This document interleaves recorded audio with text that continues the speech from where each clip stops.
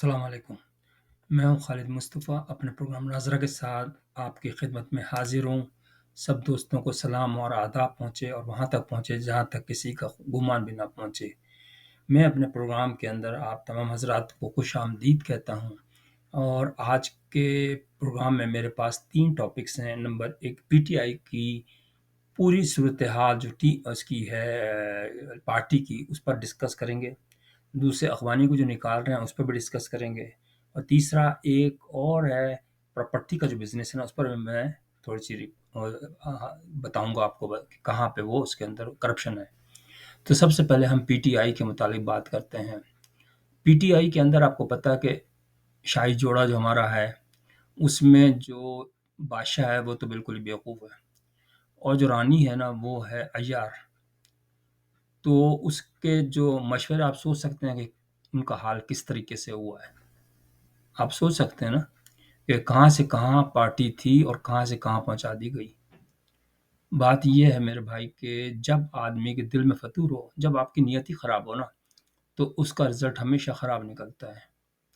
अगर आपका इरादा था कि आप मुल्क की खिदमत करते, तो आप मुल्क की खिदमत करते, आदमी को सोच समझ कर सेलेक्ट करते। अब ये जो आप करवा रहे हैं ना, कुरान पे जो हाथ रखवा रहे हैं, कुरान पे हलफ ले रहे हैं, सब लोगों को कह रहे हैं वॉलंटरली, ये बिल्कुल गलत है। वो इस वास्ते गलत है कि अल्लाह का अज़ाब आप पे नाज़िल होगा। हो सकता है बहुत से झूठ भी बोल रहे हैं और आपको पता है कुरान में तो आप पैसे लेते हैं, जो कोर्ट के अंदर होते हैं, ऐसे गवाह होते हैं जो कुरान पे भी हाथ रख लेते हैं पैसे की खातिर।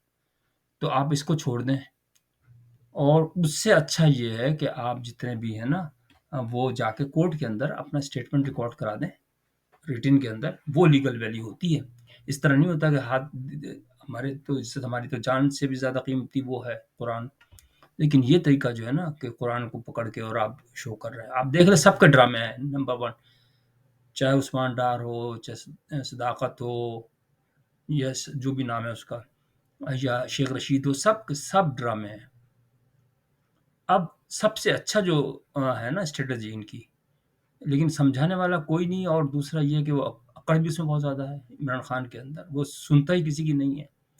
सबसे पहली बात तो ये है कि भाई वो खुद एक्सेप्ट कर ले, क्लियर कट बता दे, कोर्ट को बता दे, आवाम को बता दे कि भाई देखें बात ये है कि अगर आप इसका मास्टरमाइंड कहते हैं तो मास्टरमाइंड तो नहीं कह सकते, लेकिन मेरा ख़्याल ये था कि ये मेरा आइडिया था, इस तरह चल के अच्छी तरीके से अल्फ़ाज़ बयान कर दे। और लेकिन इसका मकसद ये नहीं था कि हम अपनी फ़ौज को ख़राब करें। लेकिन मेरा नुक्ता नज़र ये था कि इंटरफेरेंस ना हो आर्मी की उसके अंदर। इस तरह करके और कोर्ट के अंदर भी यही बयान दे, एक्सेप्ट करे अपनी जो कोताही है। इसके अंदर वो नहीं है, कोई बगावत नहीं है, कोताही है। इसको आपके वकील एक तो माशाल्लाह से ऐसे हैं, जंगजू टाइप के आपने वकील लिए हुए हैं, जो दूसरों को गिरबान पकड़ते हैं। तो आपको सोचना चाहिए कि भई साफ बात बता दें, उसके अंदर तो बेहतरी होती है, माफ़ी भी मिल जाती है। आप कहें कि मैं बिल्कुल मैं एक्सेप्ट करता हूँ कि मुझसे कोताही हुई है, मैंने जानबूझ के नहीं किया। मेरा सिर्फ़ ये था, नुक्ता नज़र जो था वो ये था कि इंटरफेरेंस ना हो किसी की भी।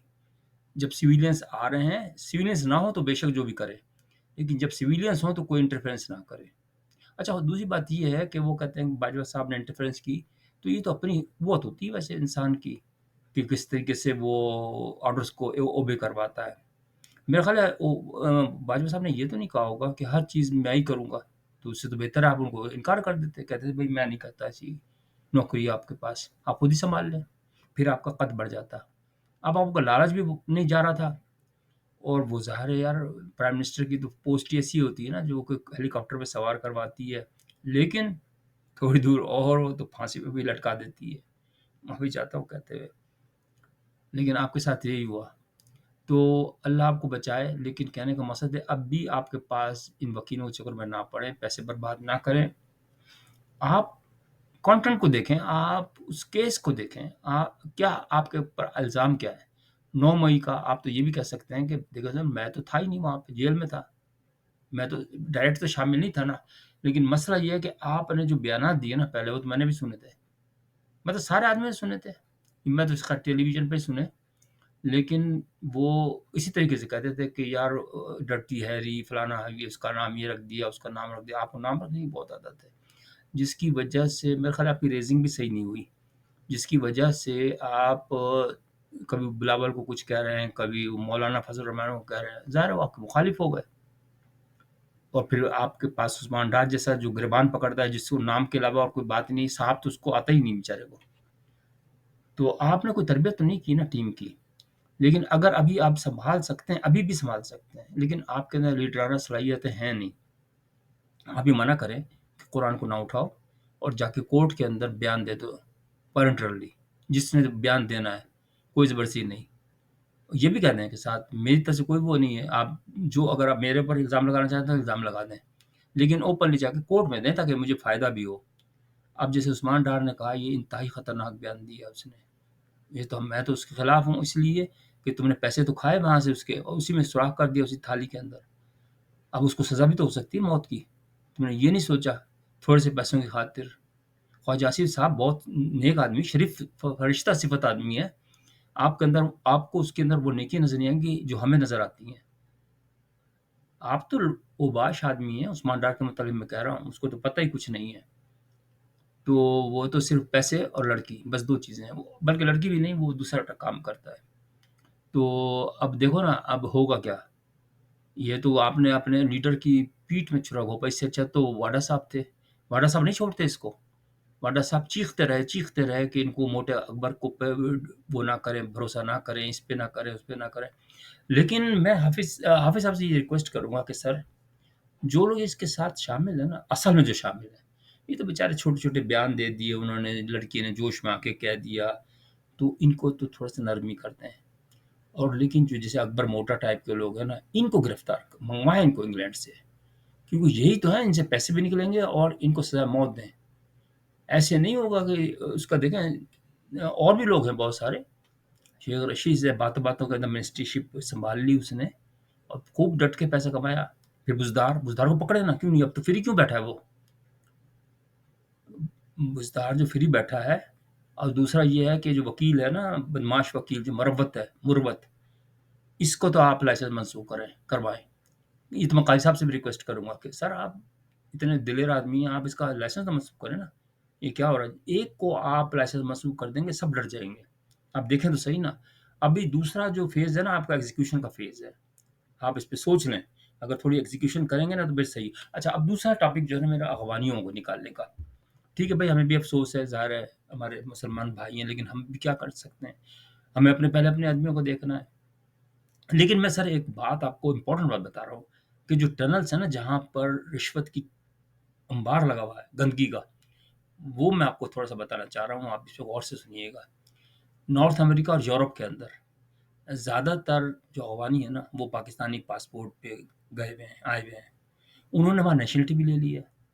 اب آپ، چلو ہم نیشنلٹی کے اوپر نہیں کرتے کچھ بھی، ان بیچاروں کو خام خواہ پرابلم ہوگا، ان کے بچے بھی ہیں، انہوں نے لے لی کوئی مسئلہ نہیں. لیکن وہ ایک فائدہ اٹھاتے ہیں آپ سے. وہ کس طریقے سے؟ ان کے پاس پاکستانی پاسپورٹ ابھی بھی ہے اور افغانستان کا بھی پاسپورٹ ہے. اب 3 جگہ کا پاسپورٹ ہے ان کے پاس. اب وہ سیدھے جاتے ہیں پاکستان سے افغانستان، وہاں سے ہیرون لے کے پاکستان پہنچتے ہیں، وہاں سے ڈالرز لیتے ہیں، ڈالرز لے کے پھر یہاں آ کے شریف بن جاتے ہیں. تو اس چینل کو جو ہے نا آپ بند کریں. ان کے کم از کم پاکستانی پاسپورٹ کینسل کر دیں ساروں کے. لاکھوں ہوں گے، لاکھوں. آپ سوچو صحیح، آپ کو کتنی آمدنی بھی ہوگی اور کتنا آپ کے پر سے ملک میں سے برڈن اترے گا. یہ چیزیں ہیں جو کام کرنے والی ہیں. اور 2 منٹ کے اندر ہو سکتا ہے چیکنگ، کوئی مسئلہ نہیں کہ پاسپورٹ اصلی ہے یا نہیں، نقلی ہے پاکستان کا. سارا کام آپ نادرا میں جیسے لگایا نا آپ نے جنرل صاحب کو، بس انہیں کو کر دیں ٹائٹ. کہ مجھے چاہیے یہ کہ بھائی کیا آپ نے پروگریس کی. تیسرا ٹنل جو میں آپ کو بتاؤں وہ ہے پراپرٹی کا. یہ کیا کرتے ہیں، اس میں وہ ہیں جو وہ ملک صاحب نہیں ہیں، پراپرٹی کے جو کرتے ہیں کام، کراچی کے جو ہے نواز شریف اس کے ساتھ زرداری کے بہت اچھے دوست بھی ہیں. تو وہ کیا کرتے ہیں، سرکاری زمینیں سستی لے لی اور اس کو خوب بیچا. تو آپ اس کے اندر کوئی رولس اینڈ ریگولیشن کریں نافذ. جو سٹی ہوتی ہے نا، سٹی وہ سٹرن کرتی ہے پرائس جو ہے لینڈ کی، چاہے وہ کمرشل ہو یا ریزیڈینشل ہو तो आप उसको कोई ना कोई तो बाउंड्रीज़ में लेकर आए ना, कोई उसके अंदर रूल्स एंड रेगुलेशंस लेके आए। इस्लामाबाद के अंदर बेड़ा गर्क किया हुआ है इन्होंने हर जगह। जो वो बनते हैं ना रिक्रूट, वो जो बनते हैं प्रॉपर्टी जो दिलवाते हैं और बेचते हैं, उनका घेराव करें आप। तो आपको बेतहाशा पैसा मिलेगा और लोगों को रिलीफ मिलेगा। ठीक है, बेचने का कोई मैं मना नहीं कर रहा, लेकिन आप उसकी प्रॉपर्टी की जो कीमत है ना, जो है जिसकी वैल्यू, ठीक है, वैल्यू के हिसाब से आप करें। ये नहीं कि एक 20 लाख का मकान आप 2 करोड़ में बेच रहे हैं। This is very bad. तो आज के प्रोग्राम में इतना ही। मैं एक इसराइल और अरब की जो जंग हो रही है ना, इस पर एक अलग आज रात बनाऊँगा, बड़ा ज़बरदस्त। वो आपने ज़रूर देखना है। तो उसमें मैं थोड़ी-सी मूवीज़ कलेक्ट कर रहा हूँ, तो उसके बाद इंशाअल्लाह ताला उसको भी बना के दिखाऊँगा आपको। तो अगर प्रोग्राम पसंद आए तो लाइक कर दीजिएगा। बहुत-बहुत शुक्रिया, अपना ख़्याल रखिएगा।